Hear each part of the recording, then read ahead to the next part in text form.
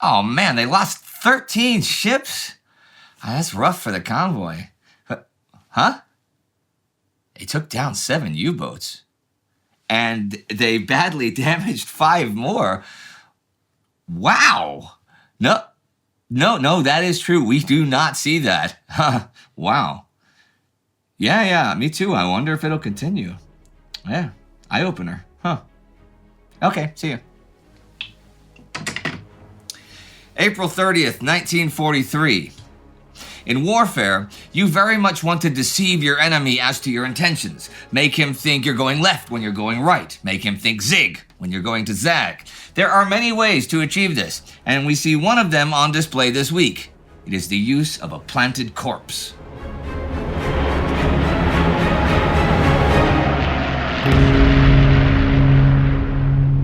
I'm Indy Neidell. This is World War II. Last week, one of Japan's major military men, commander of the combined fleet Isoroku Yamamoto, was killed by an American air attack. Allied attacks on Axis transports to Tunisia were wildly successful, but Allied attacks on the ground there met very stiff resistance, and plans continued for Operation Husky, an Allied summer invasion of Sicily. 8th Army Commander Bernard Montgomery thinks that for that operation, they should concentrate south of Syracuse and land in the Gulf of Noto. They could cover this with planes from Malta. Then they could hit Syracuse itself and the ports of Augusta and Catania. Arthur Tedder, in charge of Mediterranean Air Command, and Andrew Cunningham, Mediterranean Fleet Commander, want a much larger beachhead, though, all the way around to Gela, to deal with the airfields at Comiso and Ponte Olivo. But Monty says they'd need more force for that. They have a conference at Algiers the 29th, with Oliver Leese as Monty's acting chief of staff since Freddie de Gingand was hurt in a plane crash. Leese is in favor of a combined British and American attack against the southeast corner of the island. The Americans would hit both sides of the Pacino Peninsula, and the British the Gulf of Noto. Cunningham and Tedder say no to this because it does not address quite a few Italian air bases, which they feel puts both Allied air power and Allied shipping in danger. Monty still says he doesn't have the force for doing all of that, though best case, he could at least deny those airfields use to the enemy. For Eisenhower, this evidently irreconcilable conflict was yet further evidence of the fundamental weakness of our entire strategic plan. Eisenhower is in overall command, and will get the commanders together next week again in Algiers to try to agree on some way forward. One operation that's in action this week, which I mentioned last week, is Operation Mincemeat. It is an Allied deception operation. They floated ashore the body from a submarine off the Spanish coast of a man who's recently died. The body is found today, the 30th. On the corpse are documents that claim that the buildup of Allied attacks versus Sicily are to divert attention from the real Allied landings to happen in Greece. This is all fake, since there will be no such landings in Greece. The Germans think the body is that of an officer shot down on a flight to North Africa, and they totally buy it. Kalamata and Cape Araxos are specifically mentioned, and within 2 weeks, German High Command has sent orders to reinforce them, including laying mines off Kalamata. We know this because these extremely secret orders are sent using Enigma, which the Allies have cracked. And on May 14th, British Prime Minister Winston Churchill will be informed that the Germans buy this hook, line, and sinker. In fact, to prepare to face this non-existent assault, Erwin Rommel will be asked to cut short his recuperation period in Europe so he can run the defense of Greece. The 1st Panzer Division will be sent from France to Greece. All this because of that body. The intelligence war grows ever more important, and you can get way more information about this operation and many other such operations on our Spies and Ties series, which Astrid Deinhard hosts. Anyhow, also the 30th, a cracked Enigma message is sent from London to Moscow. This tells Moscow that the German offensive plans for the Eastern Front are to attack the Soviet forces in the Kursk salient with a pincer movement from Orel and Kharkov, combined with a frontal assault. This also gives estimates of the strength of the German forces around the salient based on cracked German orders. But the Germans are actually attacking this week in the Soviet Union down in the Kuban. Wilhelm Wetzel's spoiler counteroffensive Operation Neptune continues this week. Well, it comes to a halt this week is more like it. I talked about Stavka beefing up the VVS, the Red Air Force, last week, and that is a major part of it. For the second half of April sees all sorts of action in the skies over the Kuban, which drew in some of the best pilots on both sides. The veteran aces of Jagdgeschwader 3 and Jagdgeschwader 52 shot down dozens of Soviet aircraft, but German Stuka units also began to suffer significant losses and became more cautious. While the Soviets claimed that the intervention of the VVS tipped the balance against Neptune, Flieger Corps 1 still held the tactical edge and inflicted much higher losses upon the enemy. Nevertheless, Wetzel was discouraged by the fierce enemy resistance and decided to halt his offensive. Without air superiority, all Wetzel's troops have managed to do is drive a wedge into the enemy. So by today, he's pulled the mountain troops and assault troops out of the front lines and has Romanian units manning the perimeter. Soviet 18th Army's new Commissar Leonid Brezhnev proclaims the failure of Neptune a major Soviet victory. But the Soviets are starting their own offensive there this week. Another attempt to take Krimskaya begins with a 100-minute air and artillery assault at 7:40 a.m. on the 29th. This fails to suppress the German artillery, however, and the Luftwaffe is also out in force, and the day sees dozens of squadron-sized dogfights in the Krimskayan skies. On the ground, the Soviets have combined the 63rd Tank Brigade and the 5th Guards Tank Brigade to form the Titov Tank Group with the North Caucasus Front. Georgy Zhukov, who's come down to the region to do the combining and the beefing up of things, wants at least 60 tanks supporting the main attack, which is the northern pincer of a twin pincer attack of units of Andrei Grechko's 56th Army. This attack does not succeed, but the Southern Shock Group, led by the 317th Rifle Division, does manage to gain a kilometer or so, the 29th, and today. As for the Soviet 37th and 9th Armies north of the 56th, I have not really mentioned them much the past couple weeks, but they've been basically grinding themselves down and getting no ground along the Kuban River. Pyotr Kozlov's 37th has had its artillery stripped and been reduced to 3 rifle divisions, so that's, it's not a big surprise. However, their attacks have seriously depleted enemy strength by this time, which unfortunately for Kozlov, Zhukov is unaware of. And he just sees both those armies gaining nothing week after week. But Konstantin Koroteyev's 9th Army, having made no direct headway, is going to start trying to infiltrate groups through the marshes and then flank the enemy along the Sea of Azov. There is plenty of action on the seas this week, actually. From this week into next, the 28th to the 6th, Allied shipping convoy ONS-5, 42 ships strong with 7 escorts, is attacked by over 40 U-boats. Over those days, the convoy loses 13 ships, but 7 subs are sunk, 5 more are heavily damaged, and 12 take light damage. This is a major victory for convoys, since a ratio like 1 sub for 2 merchant ships is considered more than acceptable. It seems the pendulum of the Atlantic War might be swinging back over towards the Allies. Or at least it isn't at its extreme axis favoring end like it was in March when U-boats caused such damage that stopping shipping convoys altogether was even considered by the Allies. In April, the North Atlantic convoys became only British and Canadian responsibilities, and the US is now watching over the more southern routes. The British have also beefed up their air strength for operations over the Bay of Biscay and VLR, very long range, operations out over the Atlantic.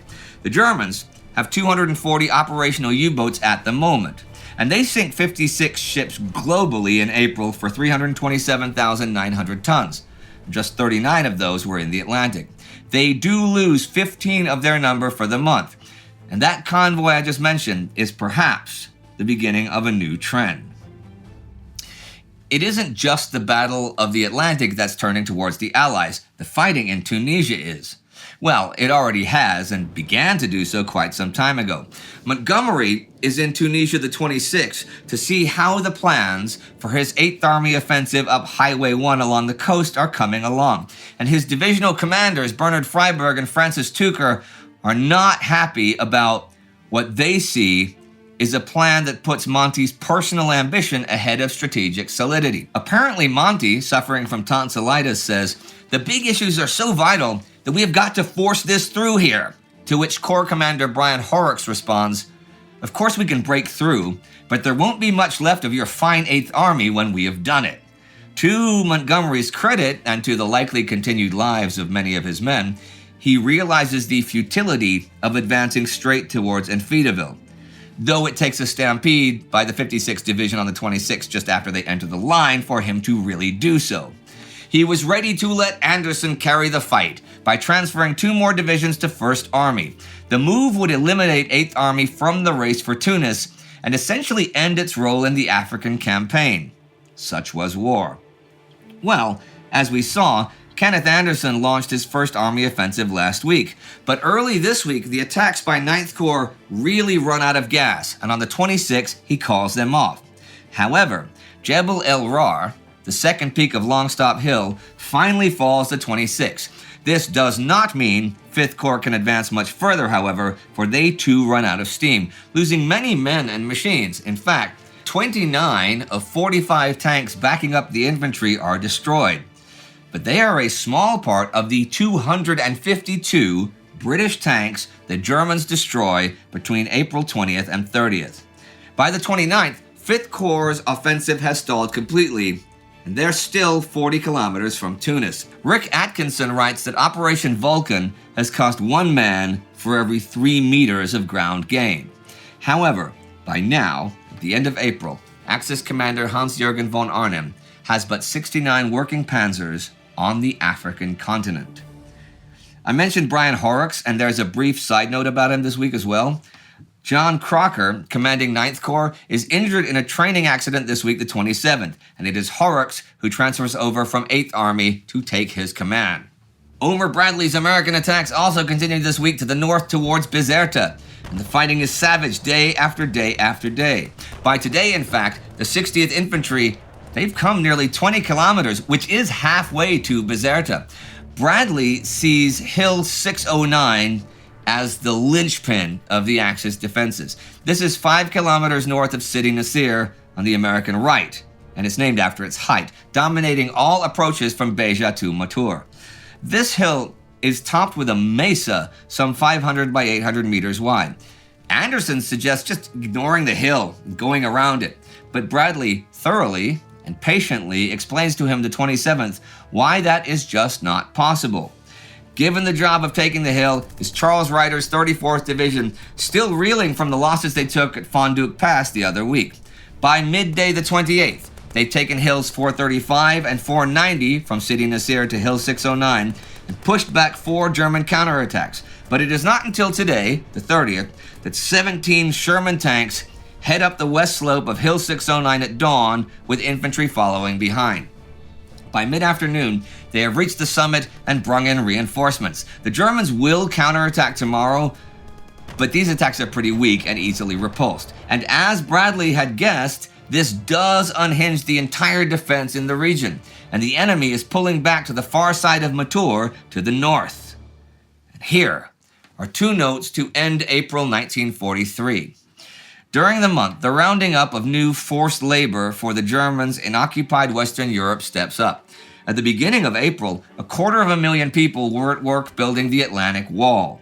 By now, 1,293,000 forced laborers from the West are working in German factories 11 or 12 hours a day. Also in April, Robert Serber, an American nuclear physicist, has given a series of lectures to other scientists at Los Alamos detailing the Manhattan Project. He says that what they're trying to achieve is to produce a practical military weapon in the form of a bomb in which the energy is released by a fast neutron chain reaction in one or more of the materials known to show nuclear fission. Serber thinks they can do this in under 2 years, so they're going ahead with the project. Interestingly enough, last month in Tokyo, Japanese physicists met and decided, although they too thought an atomic bomb was possible, it would take too long for any of the warring powers to make one to be of any use in the current war. I suppose we'll see if they're right or wrong about all that eventually. And the week comes to an end, with Allied success at sea, Allied deception success at sea, American success and British frustration in Tunisia, and nobody really having success in the Kuban. Back to that convoy. sinking 7 U-boats and losing 13 merchant ships. We have not seen that before. And that convoy is attacked over the period of a week by over 40 U-boats.